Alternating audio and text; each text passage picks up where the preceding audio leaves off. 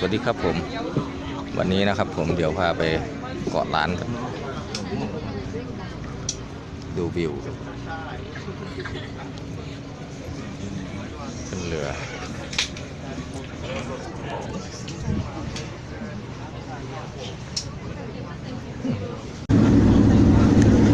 กำลังเดินทางครับผมไปเกาะล้านครับผมค่าเรือจากพัทยามานี่ก็30 บาทจากท่าเรือที่เราถ่ายเมื่อกี้นะครับผม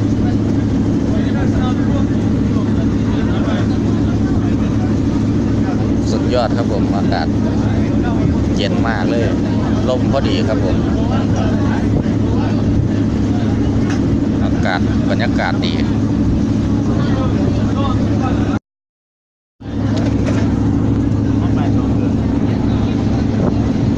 บรรยากาศ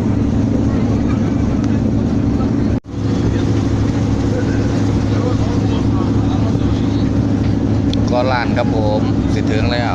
เมื่อนี้ค่าเที่ยวตามสไตล์ครับผมสวัสดีทุกคนด้วยครับถึงแล้วครับผมก็ล้านครับผมนักท่องเที่ยวมากมายเลย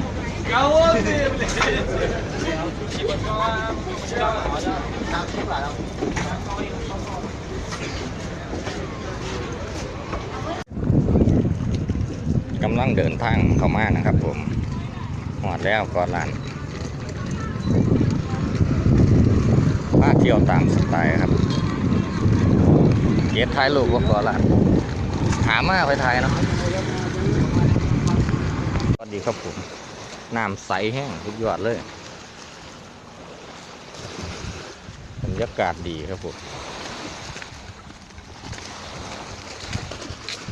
ช่างนี่มันคือบ่ปิดเนี่ย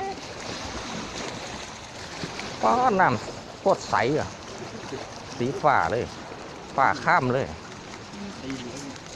ใสกว่าเนาะสุดยอดที่ดีสวัสดีครับผมมือเฮากับชิมี่สั่งย่ำทะเลมากครับผมอยู่เกาะครับผมเกาะล้านครับผมมีต้มยำแซ่บมากไหมครับผมสุดยอดครับผมบรรยากาศชิวๆครับผมอากาศกำลังดีครับผมแถวประมาณ4 โมงแรงครับผม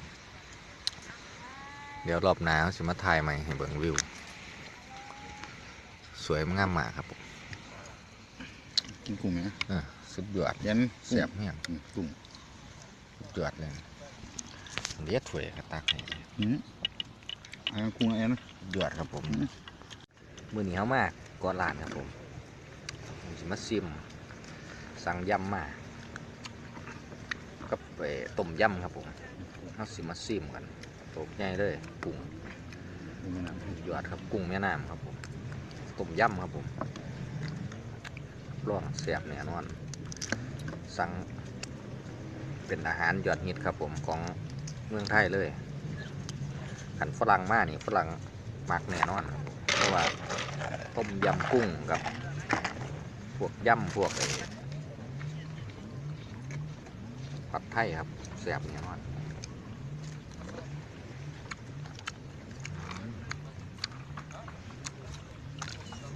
ไอ้มูนเมื่อไหร่มั่นขนาดครับหัวกุ้งครับบอกคนเก็บหมหรือหัวเก็บน้ำซุปหมดแล้วเก็บรถน่ะใช่แล้วครับทุกอย่างครับผมใช่แล้วใช่แล้วแบบสวยดี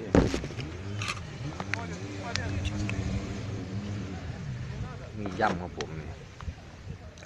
เอามาชิมยำแซ่บแน่นอนครับผม